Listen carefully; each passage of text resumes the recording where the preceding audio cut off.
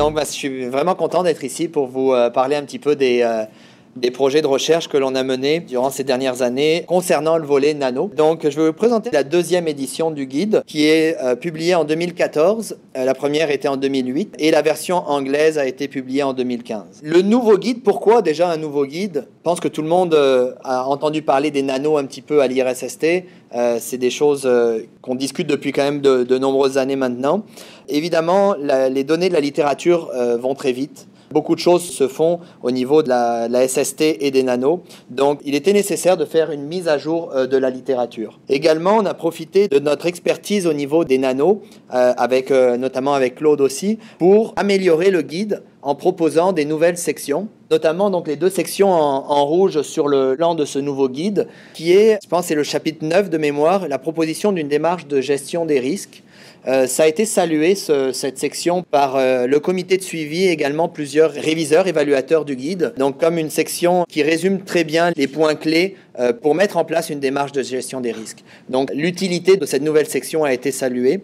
Également, on va retrouver en annexe, qui est cité à plusieurs endroits dans le guide, des interventions que l'on a menées dans des milieux de travail québécois, des visites que l'on a fait, donc des visites préliminaires qu'on a eues avec Ferrand Milieu, des caractérisations préliminaires et des caractérisations approfondies.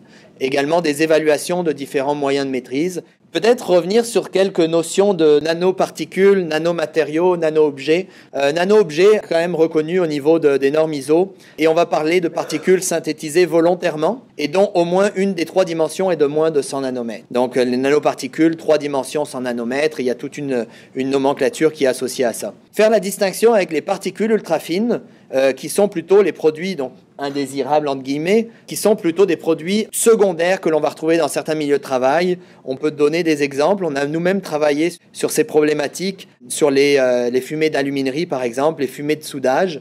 Et en ce moment, on a un projet IRSST en cours sur les PNNI, avec Brigitte notamment, sur les émanations de moteurs diesel. Donc on distingue ça, et c'est très important au niveau de la caractérisation de l'exposition. Mise en contexte, je vais aller quand même rapidement là-dessus. On a même parlé de nouvelles révolutions industrielles par rapport à tout ce qui est les nanos. Beaucoup de choses se font en Europe, en Amérique du Nord. Au Canada, on peut notamment parler également d'un laboratoire, le NINT, en collaboration avec l'Université de l'Alberta, qui est spécialisé dans les nanotechnologies. Donc, il y a des choses en Europe aussi, il y a des laboratoires spécialisés. Ce qu'on peut dire, c'est que toutes les grandes universités québécoises ont des groupes nano, que ce soit dans les écoles de génie, que ce soit dans les écoles de médecine, comme nous en santé publique, en SST. Donc, il y a beaucoup de choses qui se font en SST. Il y a eu des aides également qui ont aidé à montrer notre leadership québécois dans tout ce qui est la SST et les nanos. Donc, je note notamment, par exemple, des fonds subventionnaires communs entre Nano-Québec, nouvellement Prima Québec et l'IRSST qui ont permis à plusieurs chercheurs de faire des développements au niveau des évaluations aux nanos. Juste pour indiquer qu'on a aujourd'hui des nanos au Québec qui sont utilisés en grande quantité et donc on a des travailleurs exposés sur du long terme. Il y a 1 an, c'était 1 journée par semaine. On parle de 5 jours semaine aujourd'hui dans cette usine. Donc il y a vraiment une grosse réussite commerciale de ce produit qui a eu plusieurs prix notamment. Donc c'est un peu dans ce contexte qu'on intervient avec certaines industries, certains labos au niveau du guide nano. Évidemment, le risque que l'on cherche à évaluer, le risque à la santé, c'est toujours la notion de toxicité et d'exposition. Donc c'est 2 notions sur lesquelles on revient dans le guide pour expliquer un petit peu. Je vais revenir un petit peu maintenant au guide et vous montrer un petit peu différentes sections. On a notamment indiqué dans le guide l'ensemble des facteurs qui peuvent contribuer aux effets potentiels sur la santé des travailleurs. Donc là, on a la diapositive générale. Je vais revenir un petit peu sur différents aspects. On a une section sur les notions de composition physico-chimique des nanos. Donc, c'est quoi les paramètres d'intérêt? Les points clés par rapport à la toxicité des substances. Je vais en revenir. C'est pas un guide sur les effets à la santé. Il y en a d'autres qui sont spécifiques, mais il y a quand même des choses importantes que l'on doit noter quand on veut faire un guide de bonne pratique. Après, évidemment, on parle des facteurs liés au milieu de travail. Aux facteurs liés aux tâches de travail, les facteurs liés à l'absorption, on va retenir essentiellement la voie pulmonaire au niveau du milieu de travail, et finalement les facteurs liés aux travailleurs, on revient sur des choses connues comme les sites de dépôt. Donc si on revient un petit peu sur différents aspects de cet arbre décisionnel, ces facteurs par rapport aux effets, il y a une première question qui est longuement abordée dans le guide, c'est la notion de solubilité. Et ça, bon, il y a évidemment, on va retrouver ça dans beaucoup de documents, notamment en Europe, la réglementation nano basée sur cette notion de solubilité, dans laquelle on dit que si la substance est soluble, on la considère comme un produit non nanométrique, alors que si elle est insoluble ou partiellement soluble, on doit tenir en compte la taille nano et des effets spécifiques. Donc c'est un peu cette notion qui est très importante à retenir au niveau des nanos et de l'évaluation. Ça, c'est pas dans le guide, mais c'est juste pour discuter un petit peu d'éléments qui sont dans le guide. Pour les nanos, la toxicité des nanos, on a un effet de concentration, évidemment, comme l'ensemble des contaminants, mais également un effet de taille. Donc, c'est des choses que l'on retrouve également dans ce cas-là, c'est les multi-walls, c'est les nanotubes de carbone multiparois. Même chose au niveau de la rétention. Lorsqu'on a des fibres longues, étroites, on note des taux de rétention plus importants. Donc, c'est des choses connues que l'on a indiquées dans le guide parmi les éléments à considérer au niveau de l'évaluation du danger. Ça, c'est un arbre décisionnel qui est connu aussi et qui s'applique à la notion donc de le paradigme par rapport aux effets des fibres. Et là, on retrouve les mêmes éléments dans ce schéma, c'est-à-dire la notion morphologique et la notion de solubilité. Finalement, on parle de risques cancérogènes, donc il y a plusieurs organismes qui ont évalué ça. J'ai repris une évaluation qui a été faite en 2014 du Centre international de recherche sur le cancer, qui a évalué les nanotubes de carbone, que ce soit les nanotubes simples parois, double paroi ou multiparois. Le groupe de travail a évalué la cancérogénicité, notamment, on a retenu la cancérogénicité d'un nanotube de carbone particulier, qui est le Multi-Wall Carbon Nanotube 7, et qui a été classé 2B. Les autres nanotubes de carbone ont été classés non classifiables, groupe 3, au regard des connaissances que l'on a. Donc ça, c'est important parce que ça note finalement qu'il existe des centaines, des milliers de nanotubes de carbone différents et que la majorité du groupe de travail a estimé qu'on ne pouvait pas les regrouper, donc on avait évalué seulement un type de multi-wall. Donc, est-ce qu'on devrait évaluer la toxicité des nanotubes de carbone? C'est infini, là. Donc, on met des métaux à différentes concentrations, on peut faire plein de recettes différentes, et donc on a des toxicités. Donc, il y a même des petits modèles, des évaluations par étape, donc évaluer dans une première étape une toxicité cellulaire, etc. C'est des choses extrêmement complexes.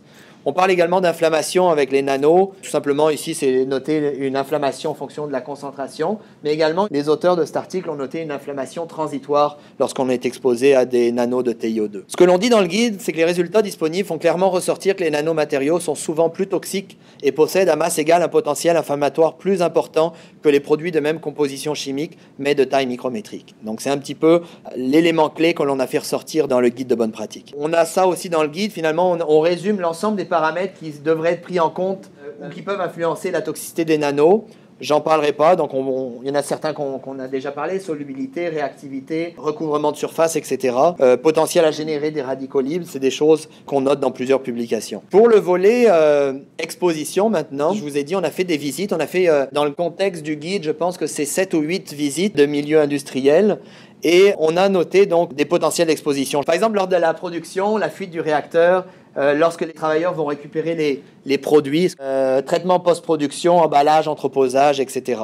L'entretien des réacteurs, l'entretien des équipements, ça aussi, c'est quelque chose qui est important. Donc, il y a des données des fois contradictoires, mais on arrive finalement avec des conclusions qu'il y a un potentiel lorsque l'on va usiner des nanocomposites exposés à des nanoparticules. Presque tous les procédés de production, de transformation offrent un potentiel d'exposition des travailleurs. C'est aussi ce que l'on a retenu dans le guide au niveau de l'exposition. Pourquoi échantillonner? On a plusieurs pages qui vont répondre à cette question dans le guide.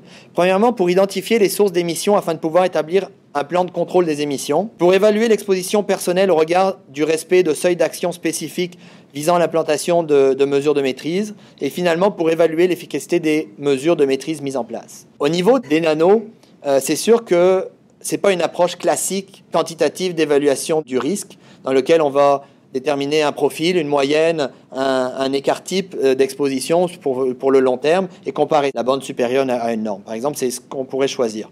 Dans le cas des nanos, il y a beaucoup trop d'incertitudes au niveau des recommandations. Est-ce que c'est des recommandations santé quand il y en a? Donc, c'est pas possible. Donc, on va y aller avec une approche plus afin de minimiser évidemment les expositions, mais de contrôler ces expositions. Parmi les enjeux que l'on a au niveau de la détection, il y a un background. Ici, probablement dans le local, on a 2000 particules par centimètre cube d'air, entre 2000 et 5000 ici. Donc, il y a un bruit de fond qui est important. Quand on mesure des nanos, faut toujours prendre ça en compte. On a des limites par rapport à l'instrumentation. On a beaucoup d'instruments. Il y en a ici à l'IRSST, il y en a à l'Université de Montréal, mais il y a des limites. Notamment, vous voyez que ce n'est pas un échantillon personnel.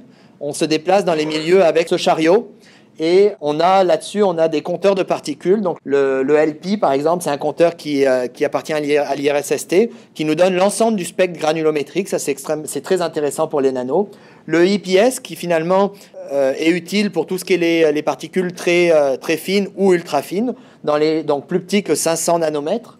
0,5 micromètres. On a des compteurs de particules, on a des compteurs de massiques, comme des photomètres laser comme le DustTrack qui nous donne une concentration massique, des compteurs de noyaux de condensation comme le PTRAC qui va nous donner un compte de particules par centimètre cube d'air, et l'AeroTrack qui nous donne aussi une concentration, au niveau des concentrations de surface spécifiques, donc avec des chargeurs et des concentrations de surface spécifiques. En plus de ça, tous les Taigon nous permettent d'aller dans une zone que l'on appelle quasi personnelle, si on se met à côté du travailleur et on va essayer de prendre dans la zone respiratoire quand c'est possible. Et en plus de ça, évidemment, on fait de la caractérisation en microscopie pour s'assurer que ce qu'on mesure, c'est bien en lien avec les nanos, c'est quelle forme, valider la granulométrie, etc. Bon, parmi les autres paramètres dont je vais passer un peu plus vite, la dimension de la particule, on le sait que c'est extrêmement important, le degré d'agrégation, d'agglomération. Vous avez probablement peut-être vu ces courbes, les courbes de déposition, non pas de pénétration, mais de déposition dans les voies respiratoires. On voit les 0,1, donc 100 nanomètres et moins.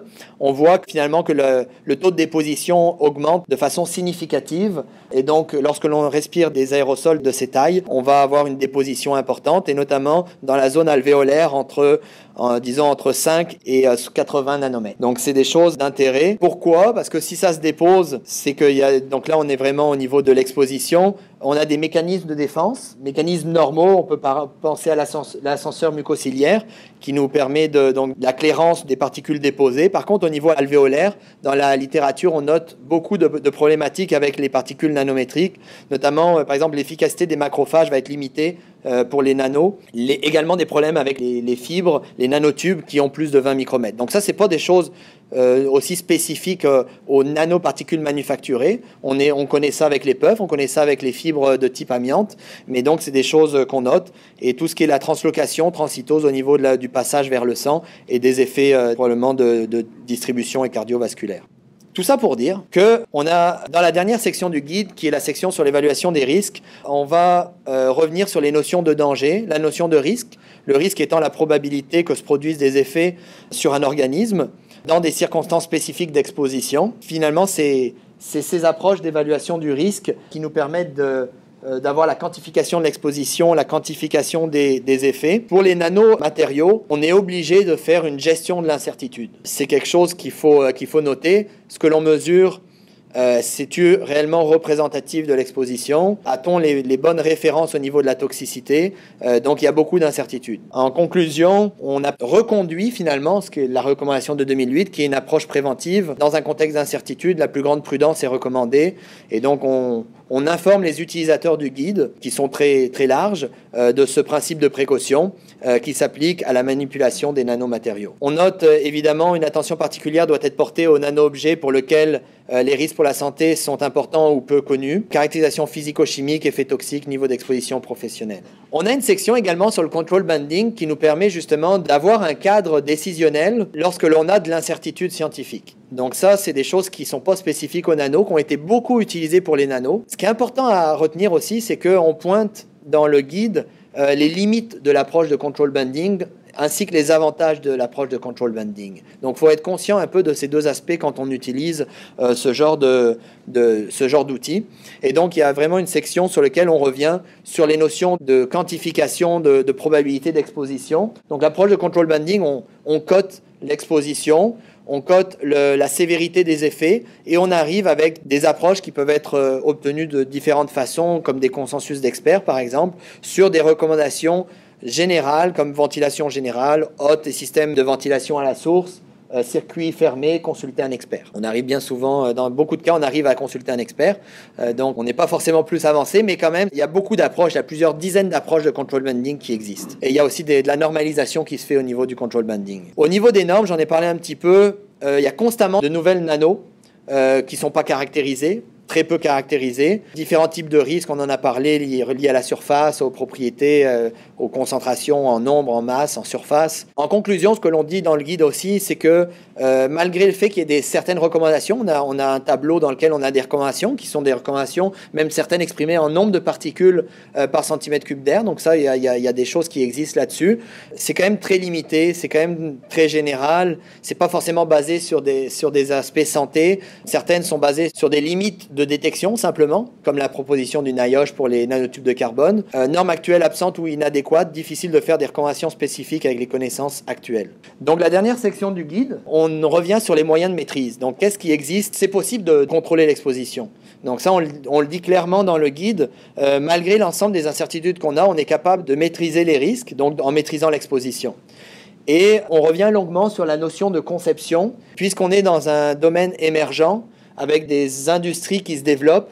On recommande fortement aux gens de prendre des conceptions des labos, des usines, à prendre ça en compte pour justement maîtriser à la base l'exposition des nanos. On revient ensuite sur les aspects classiques comme la sécurité intrinsèque, les techniques d'ingénierie, les mesures administratives également, et on a une section aussi sur tout ce qui est équipement de protection individuelle. Évidemment, on parle longuement de la protection respiratoire. Et je voulais terminer un peu cette présentation avec quelques photos que l'on a prises dans des milieux de travail. On a vu quand même des choses très différentes, des fois de certains milieux à d'autres milieux. Évidemment, quand on est dans des laboratoires de recherche de grands groupes, on a affaire avec des milieux très sécuritaires, 20-25 changements d'air par heure, des sas de sécurité, des choses comme ça. En plus de ça, des Tyvek, des doubles gants, versus on a des entreprises dans lesquelles on a N95 qui est sur le bureau. Donc c'est vraiment ça le domaine des nanos. On a de tout. Ici on a des hôtes, on a même des hôtes nano. On a retrouvé des hôtes de nano dans certains laboratoires de recherche, mais une hôte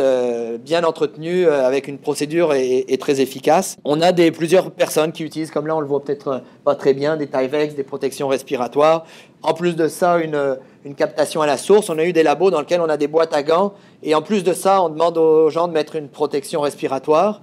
Donc, on a vraiment un ensemble de pratiques assez intéressantes. Vous demandez ce que c'est, ça sûrement. On s'est demandé, nous aussi, ce que c'était. C'est une hotte qui a été désignée spécifiquement pour nettoyer le réacteur. Fait que le réacteur est placé là-dedans et on le met en pression négative, donc tous les gants se gonflent, et donc la personne peut nettoyer, donc sans bouger le réacteur, elle va nettoyer l'ensemble des sections. Donc ça a été fait sur mesure pour justement le nettoyage. On a des salles nano, donc comme ce que l'on voit, ce que vous voyez à votre gauche, dans lequel on a une circulation d'air séparée, avec des changements d'air importants, donc ça évite la contamination croisée. Différents types de sas que l'on a vu dans des labos, et bon, tout ce qui est protection respiratoire. Et là, on voit même les cassettes pour la microscopie, je pense qu'il y a ici, plus les Tygon pour les instruments lecture directe. Donc, merci beaucoup.